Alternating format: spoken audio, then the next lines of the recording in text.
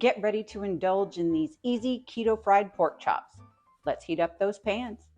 This recipe calls for 8 boneless thin pork chops. I only have 4. 2 ounces of flavorless pork rinds. I put them in a Ziploc baggie here. All we're gonna do is beat them up.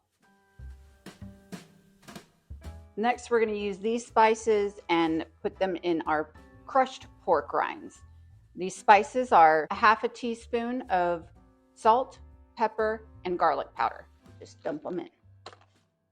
And for flair, I'm going to add about 1/4 cup of grated Parmesan cheese. Give this a little shaky shake and then add it to a plate.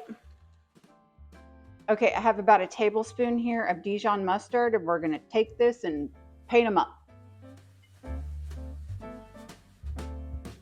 Okay, and we're just going to flip them over, paint them again.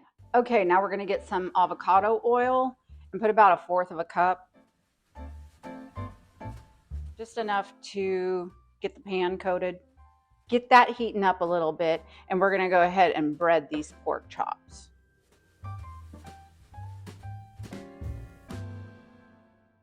Just to test and see if the oil is hot enough, just put a little bit.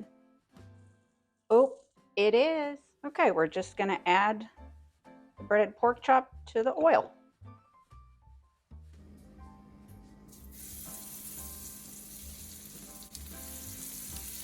We're going to cook these about 3 to 4 minutes per side.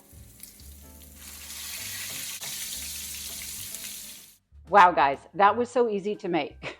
And if you like other easy recipes, I have this video here. It is so good. Anyway, don't forget to like and subscribe. I'll see you guys next time.